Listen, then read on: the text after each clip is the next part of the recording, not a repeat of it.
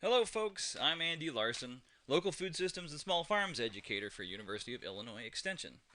My colleague Nathan Johanning and I were charged with doing something of a dual purpose presentation here, which would serve to reinforce some of the finer points of getting started in wholesale local foods marketing, but also to provide a bit of a teaser to a larger order marketing program that we offer here in Extension called Market Ready. Market Ready was actually created by University of Kentucky's Food Systems Innovation Center, and it was based on a whole bunch of research they did pertaining to what restaurants and schools and retailers need in order to do business efficiently with local farmer vendors. We're currently in the process of revamping the program, but we plan on making it available again starting in 2016.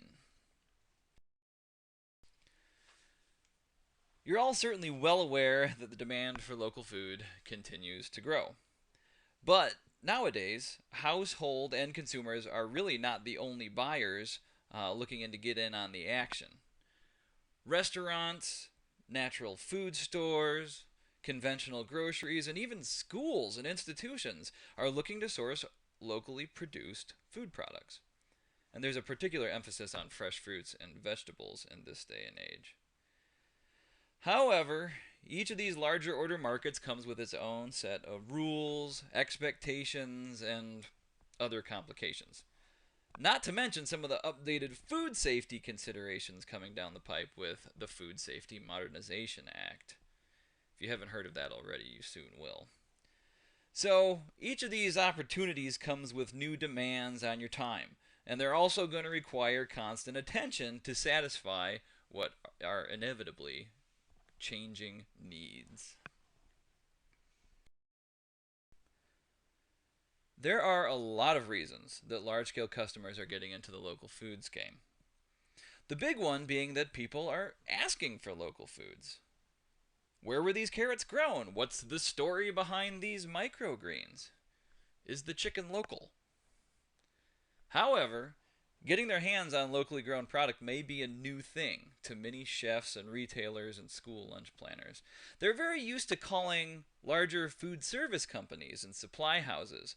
They can order a large quantity and a large diversity of products and have them show up on the loading docks in neat little pallets in the next day or 2 days.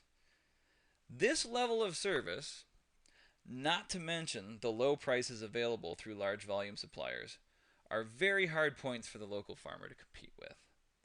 In many cases, you probably shouldn't try to compete on those particular characteristics. Compete on quality, on uniqueness, on your personal relationships with the buyer or with the end consumer, or on the story about your farm that everybody in the supply chain gets to know.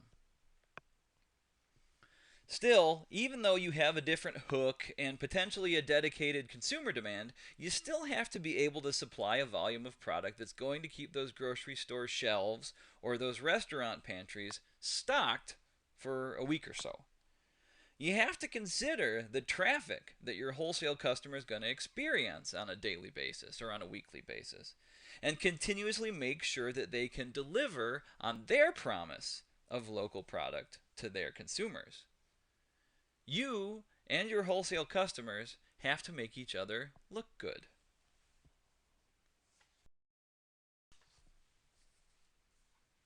So, what do I do with this information? Well, none of this is trying to convince you that you'd be better off abandoning all of your high margin direct to consumer markets. I mean, if you could make 500 or 1,000 bucks at a bustling Saturday farmers market, or even if you live on a well traveled road where people will frequent a farm stand, by all means keep these markets going, especially if they're providing you the return that you need. That said, we would highly encourage you to make a very detailed accounting of what those direct to consumer markets are costing you, as well as what they are making for you. So, transaction costs are a real thing, and they can make or break the profitability of your marketing channel. For example, if the price of your time, packaging, fuel, and vehicle depreciation They should be subtracted out from your take at the farmer's market. Labor, utilities, depreciation, and product shrink should be rolled into your cost to operate a farm stand. If the profit picture doesn't look quite so rosy once you account for all of those costs, or if you currently have or intend to have a lot more supply than you're likely going to be able to move through those direct to consumer outlets, then it's time to start thinking about wholesale opportunities in your area and where you can make up for lower sticker prices with time saved and volume sold.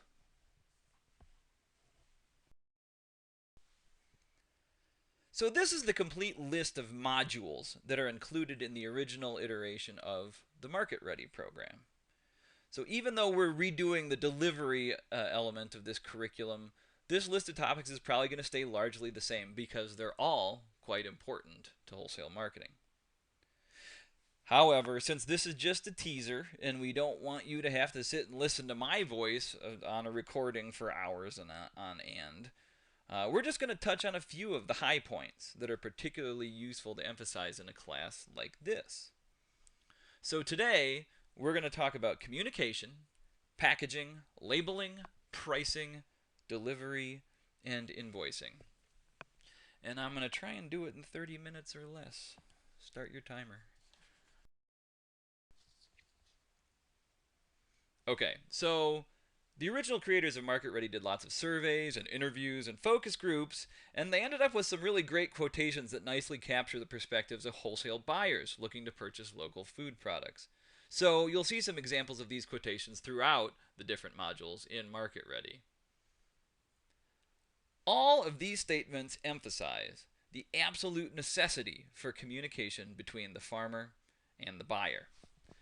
These types of relationships are a lot more work for the buyer than their other relationships with food service suppliers. Think about how many farmers these people would have to talk to in order to get the same quantity and variety of product that they can get with one call to the likes of Cisco or Aramark. Also, inventory and menu plans take time, and changes require a bit of notice. Your customers may need to print new menus or make new labels or enter new SKUs into their point of sale system. So it's essential to have an open line of communication with your wholesale customers and to reach out on a very regular basis.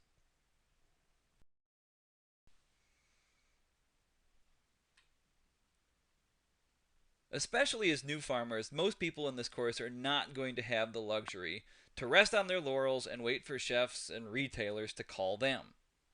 You have to be the one to reach out. Cold calls can certainly work, but I'd say it's even better if you can get an introduction from someone with whom that chef or retailer already has a good business relationship. Networking is important, and having experienced peers that are going to vouch for you, that goes a long way with potential customers. It is best to call the customer at a time when they are not super crazy busy, and you have to have the information they need in order to form a business relationship. So, for example, if you want to reach a chef, don't call during the lunch rush or the dinner rush, depending on the restaurant. And you need to anticipate their questions and have answers to those questions readily available. They're going to ask you things like, when can you stop by with samples? What quantity do you have available? Which varieties? For how many weeks? At what price? Is there a discount for larger orders? When can you deliver? How is that product packaged? What are the payment terms? How far in advance do you need to receive the order? If all of these things can get set up with one or two interactions with the chef, and you can get the terms in black and white with a quick sales agreement, you're going to look very professional and very capable right out of the gate. Now, you just need to deliver on your promises. By the way, it never hurts to call a potential customer before you even have product to sell them. Let them know what you will be growing and that you would like to call on them when the season begins. Ask when and how they would like communications from you, and ask them if they are looking for a particular product or variety that you could grow for them. Start providing better than expected customer service long before you ever have your first sale. And look at this as an investment in a long term business relationship. So, another hallmark of the current iteration of Market Ready is a checklist at the end of each module re emphasizing some of the most important points. So, on communication and relationship building, you have to understand the importance of advance notice to the buyer about product availability and changes in that availability. You have to have their contact information and understand the best way to reach them. And you have to understand wholesale food buyers have many demands on their time. Make appointments in advance in order to meet because they're running around with their hair on fire just as much as you are. The one thing I kind of want to harp on is knowing the best way to reach your customer. We really do kind of have a dizzying array of communication options nowadays. And you and your customer have to come to some kind of agreement on which of these channels works the best for you and how often you expect to receive communication from the other party. For example, I have one chef that likes to communicate with me by text message, and another that tends to call me at 10 p.m. the night before the delivery is to be made. The first one works pretty well for me, the other one I'm trying to train to do something different. I have a retail store that communicates via email, and another retail store that likes to send me private messages on Facebook. So, for customers, 4 different ways they prefer to communicate. If and when they remember to communicate, of course. I'm not saying that this is a good thing either. It's really great to develop a communication routine with your wholesale customers, but it's even better if you can somehow harmonize that routine and that communication channel so it's much easier to keep track of all the orders and all the customers.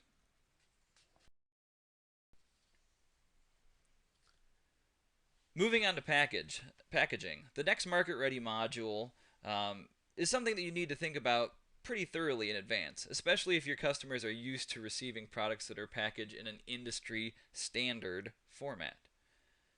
For example, if a retailer is used to receiving trimmed broccoli heads packed in crush ice in a waxed 5/8 bushel box, you're going to have to talk to that customer and decide whether or not your product needs to be packaged that same way, or whether you can meet the same quality and consistency benchmarks without that degree of packaging. So, do you know where to buy wax boxes? Or plastic pints? Or clear clamshells? Or twist ties? Or bulk labels? Well, this website from the USDA Ag Marketing Service can help you figure out what industry standard is supposed to look like, and then you can decide which of those different packaging options you need to look into. I know all of this sounds like a big pain, but there are reasons that a particular packaging methodology becomes the industry standard. It keeps the product in good shape, it transports well, it improves food safety, etc. There are good reasons not to deliver mixed greens in scented garbage bags, for example. Also, good product packaging helps with your communication, your record keeping, and your branding. Not only can your packaging help to communicate things like lot number, variety, sell by date, etc., but also a classy, consistent package can make you look like much more of a professional farmer vendor. So, for example, which of these egg cartons better communicates professionalism and therefore affects the customer's likelihood of buying? The one with the small Avery label and the Microsoft clip art is okay, but I really like the full color custom label that makes Rebecca Grace look competitive with other companies in the egg case. Your packaging says a lot about your brand, and therefore you as a farmer. As growers, we can get away with, homemade websites and sometimes cobbled together marketing materials when we're handing the product to the consumer directly. However, when there's an intermediary, like a wholesale buyer, in between the farmer and the person who's eventually eating that product, we have to rely on packaging and labeling to tell our story.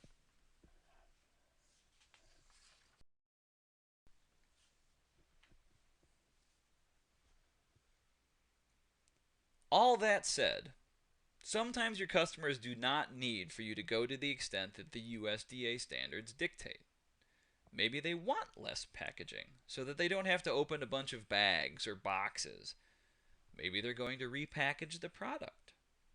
Or maybe your packaging doesn't fit in their cooler.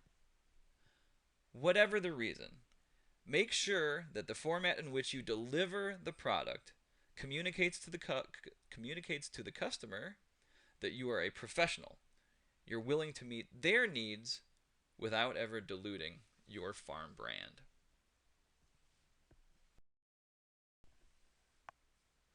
So here's our market ready checklist on packaging. I understand industry standard packaging and am prepared to deliver that kind of package.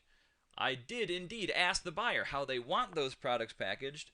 I will package appropriately to protect integrity, temperature, and contamination. I will package to allow storage on pallets and in racks. I didn't mention that last one. So make sure you know how your products are received and stored in inventory before they're ever put before the end consumer.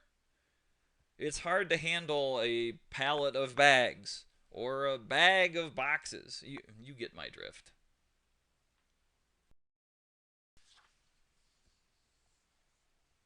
All right, next module, labeling.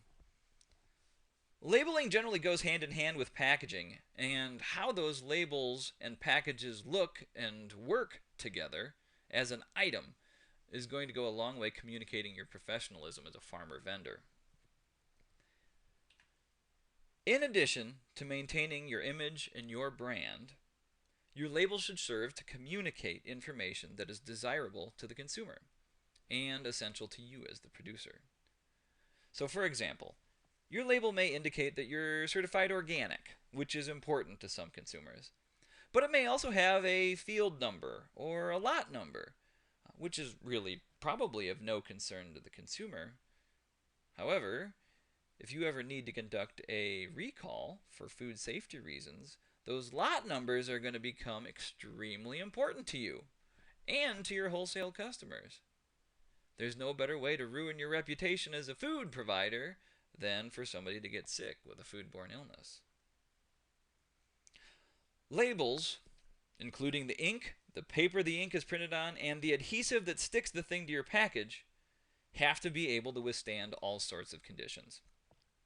They may have to be able to withstand heat and humidity while they're in storage, sun and wind while the products are being packaged, and even freezing cold or saturating moisture as products are being stored and displayed.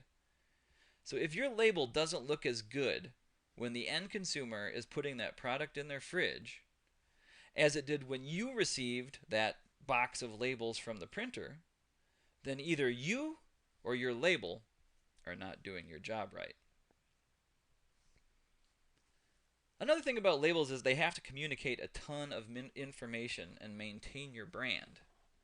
But they have to be doing so in such a way that's not obtrusive or obscure to your product. For example, the sausages in this retail meat case each have 2 labels. This can be a bit of an issue. Sometimes the labels have duplicative information. On the left, that nice full color label already told me that these pork sausages were from Pike Valley Farm and are USDA certified organic. So, is there any way that the variety and ingredients that are communicated on the second label could have been included on the first, just to eliminate the extra label space? On the right, an additional label is slapped crookedly on top of the original label.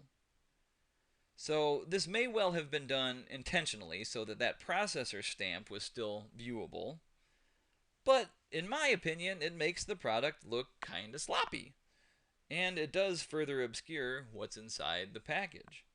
I mean, I'd want to turn over that backpack so I could get a good look at the product. Neither of these situations is ideal, but they may be necessary for these individual farmers. So once again, there are things that labels must do and must not do. Our market-ready checklist for labeling.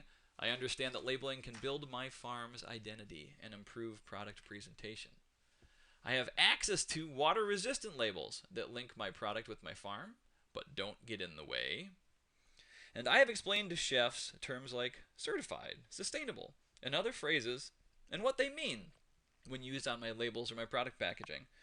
That's a very good point there at the end. Make sure that every person in your supply chain understands what all those fancy words on your labels actually mean. If a retailer can't explain what grass finished means to a customer buying steaks, or certified naturally grown means to a customer buying tomatoes, then that hurts your brand. And it could cost you a sale. Which, who knows, that may even cost you a long-term customer. So make sure that the terminology is clear to everyone involved. Pricing. So let's touch on how to figure out what to charge your wholesale customers. Standard retail pricing is very commonly based on margin, which is basically the markup the retailer is going to make on the wholesale cost from the farmer or supplier. This can vary widely depending on the product. And once they know their target margin and the wholesale cost, some quick division gets the retailer their sticker price. So if this looks confusing, bear with me for just a moment. A quick example. So if a retailer wants 40% margin on their asparagus, that means that the wholesale food cost will represent 60% of the sticker price paid by the end consumer. Okay, so 40% margin results in 60% of the original sticker price being represented by the food cost. So the wholesale food price, which is $1.73 a pound, divide that by the 60% food cost, and that gives us the sticker price of $2.89, which is what the consumer will see on the shelf. So all of this is important to you because you probably have a better idea of what retail price you want the end consumer to pay, because that's the pricing structure you've been working within and you're more familiar with. If you have an idea of what you think the end consumer is willing to pay at the checkout line, and you know the intended margin by the retailer, you can back into a pretty good figure with which to start negotiating a wholesale price. That's why this is important to you. So, you might be wondering why there are such high margins built into retail prices. So, by taking ownership of your product, your wholesale customer also assumes many of the risks of quote-unquote shrink associated with keeping that product in inventory. If there is spoilage or theft or a drastic markdown or leftovers, your wholesale customer has to absorb that cost. If you can prove that your product has a much lower risk of shrink than conventional products sourced from a large corporate supplier, that may give you some leverage to increase prices down the road. However, don't expect to impose really frequent price increases on wholesale customers. You can do so on occasion, and you can do it with good reason. But don't give the impression that you're gouging anyone if you can help it. It's really not uncommon to see margins in the realm of 30 to 50% built into retail store prices. But there's also some loss leaders out there. These have a much lower margin, but they tend to function to get people into the store. So think about the gallons of milk that are always located in the back of the store, so the consumer has to walk all the way through all the other sections to get there. Milk is often a loss leader.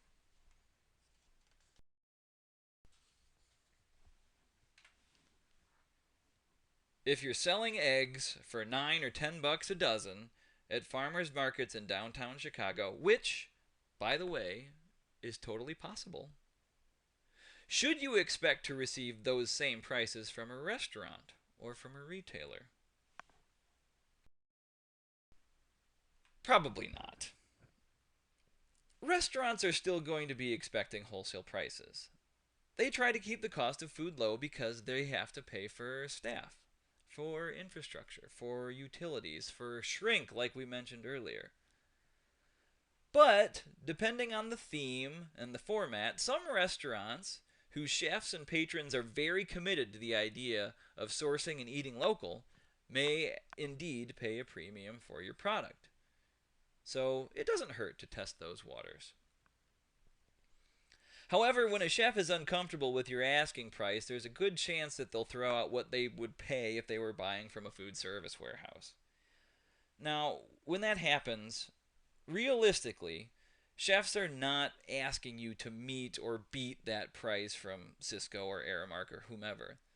But they are likely trying to get you to move a little bit closer to that so as not to dramatically drive up their cost per plate. If the chef you're talking to will not move beyond the price from Cisco, well, maybe they're not that committed to sourcing local food. And maybe that's not a perfect customer relationship for you.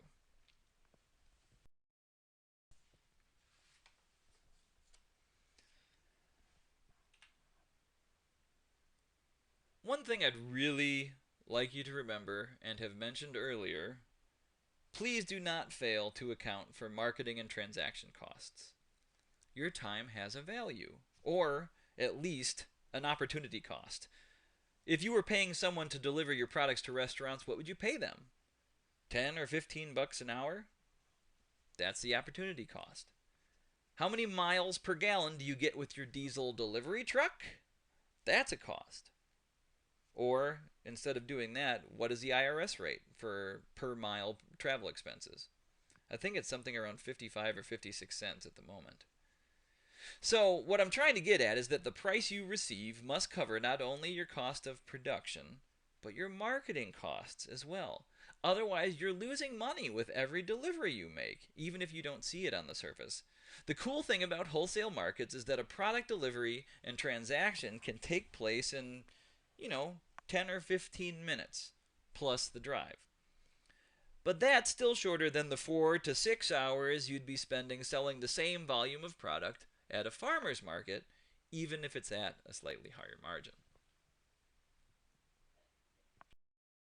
All right, in the interest of time, I'm going to skip a few of our market-ready checklists. I think you're starting to get the idea of how those modules work, but let's move on to delivery here.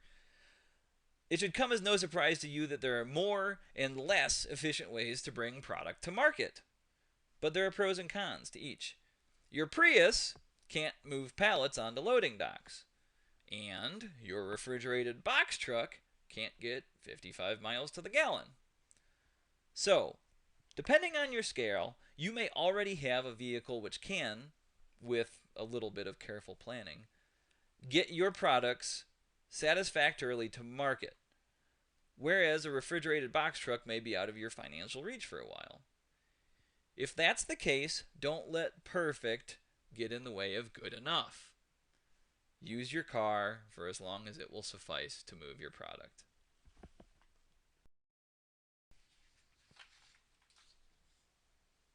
When planning product deliveries, aim for consistency so your customers can plan on you. Also, aim for efficiency so all your profit isn't eaten up in marketing costs. If you have several customers in one geographic area, start creating delivery routes. Group the deliveries together in order to maximize the utility of the trip. Do multiple deliveries and maybe do your grocery shopping too. Check in with your customers on occasion to make sure the timing is still working well for them, but do your best to create these delivery routes. If you have several neighboring farms who are servicing the same wholesale customers, it could be a benefit to all of you to work cooperatively and combine deliveries. You'll pay a reasonable delivery fee to the person who actually owns the delivery vehicle and physically moves the product, but be sure to make certain that your branding and invoicing remain consistently high quality, even with someone else doing the delivering. Invoicing. So, when you make a delivery, you need to provide an invoice. Period. End of story.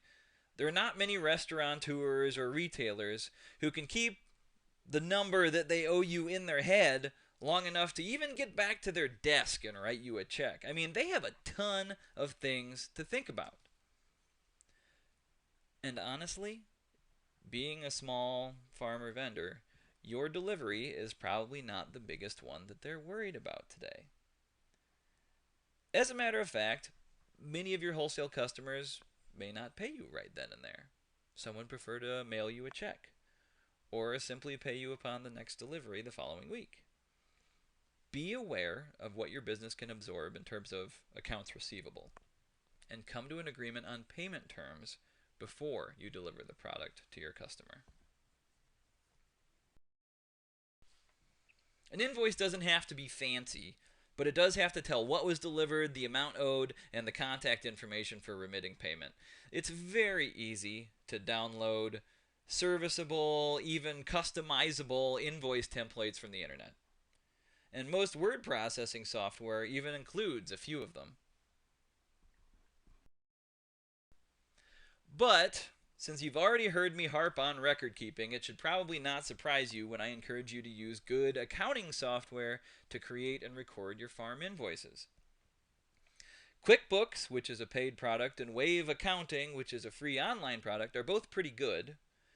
Or you can move to something more farm specific if it suits you better. But another big benefit of these programs is they also keep track of what you are owed. So you know whether or not you need to be collecting payment for the last delivery when you're making this one. Once again, however, don't let perfect get in the way of good enough.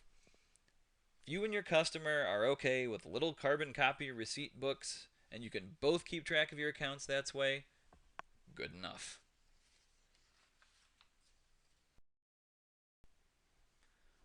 One last market ready checklist for you just for good measure. I will provide a numbered invoice form with farm name, address, phone number, and other contact info right on there. The invoice will have the date, product description, weight, quantity, price per unit, and total price owed. And I understand the invoicing procedures and have discussed them with my buyer in advance. You don't want to get into the situation where your buyers are losing track of what they owe you, and you end up providing de facto credit for their inventory. If you haven't done so already, set up payment terms and stick by them. If your customers aren't paying you promptly and completely, they're probably not the type of customer you want to keep. The summary. This concludes our intro to wholesale marketing in general and the Market Ready program in particular. For emphasis purposes, here are the few of the messages we want you to take home from this presentation. Communicate early and often. Communication is really the foundation of your business relationship with wholesale buyers. They need to know what you're growing this season, what you have available for this week and next week, and what time you're showing up with it today. Don't be a pest, but never let them feel like they're out of the loop. Packaged for functionality and professionalism. Know the industry standards for packaging and grading, but also know what works best for you and your customers locally. Just make sure it can stand up to the rigors of marketing. Labels. Labels should communicate essential information and build your brand. You have put a ton of work into branding your farm and building your reputation for quality. So make sure that your label does your brand justice while also providing the traceability that you need to maintain food safety considerations. When negotiating prices, know your costs and understand the buyer's margins. Pricing is sort of a difficult game to master, but you will get more comfortable with it as you come to understand all the considerations built into a pay price. Don't get too hung up on receiving farmers' market prices if wholesalers can bring you more to your bottom line by saving you time and increasing your sales volume. Finally, provide an invoice and keep a record for yourself.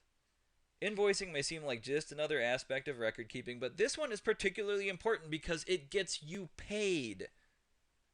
Come to agreement on those payment terms and consider a computerized way to keep track of it all.